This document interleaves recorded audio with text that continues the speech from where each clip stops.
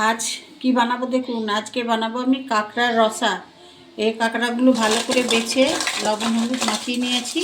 এবার আমি একটু ভেজে নেব। কড়াইয়ে গরম হয়ে গেছে, কড়াইয়ে তেল দেব।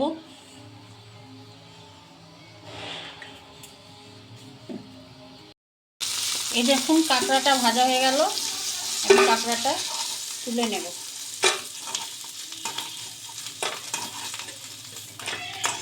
দিয়ে দিলাম, জিরে ফোড়ন দিলাম। এবার কাটা পেঁয়াজ দিয়ে দিলাম। পেঁয়াজটা লাল লাল করে ভেজে নেব। পেঁয়াজটা ভাজা হয়ে গেছে, এবার আলুটা দিয়ে দেব।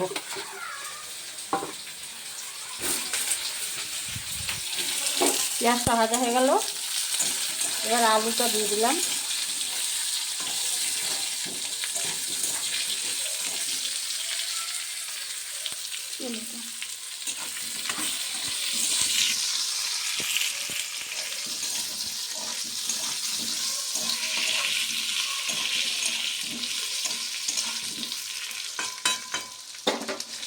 এবার একটু জল দেব।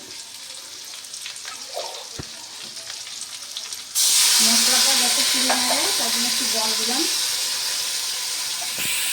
1 চামচ জিরে গুঁড়ো, 1 চামচ লাল কাশ্মীর লঙ্কার গুঁড়ো, 1 চামচ লাল লঙ্কার গুঁড়ো, 1 চামচ ধনের গুঁড়ো, হলুদ, স্বাদ অনুযায়ী লবণ,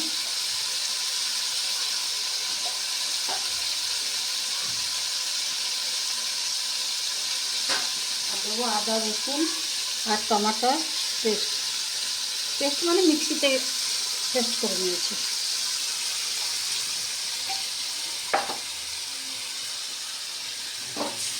চার 5টা রসুন আর 1 ইঞ্চি আদা আর 1টা টমাটো।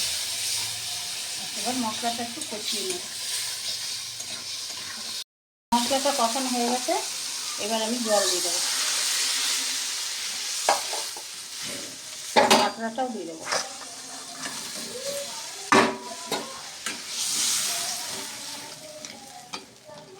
এবার ফুটুক, তারপরে দেখাচ্ছি।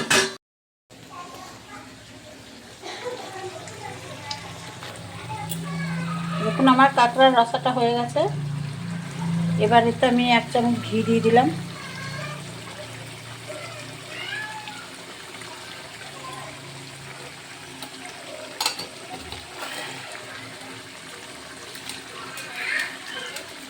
আর দেবো একটুখানি গরম মশলা।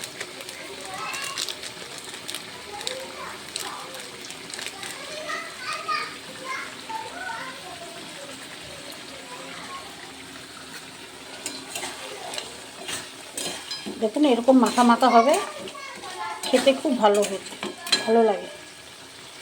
আমার কাঁকড়ার তরকারিটা একদম রেডি। এই দেখুন আমার কাঁকড়ার রসাটা রেডি।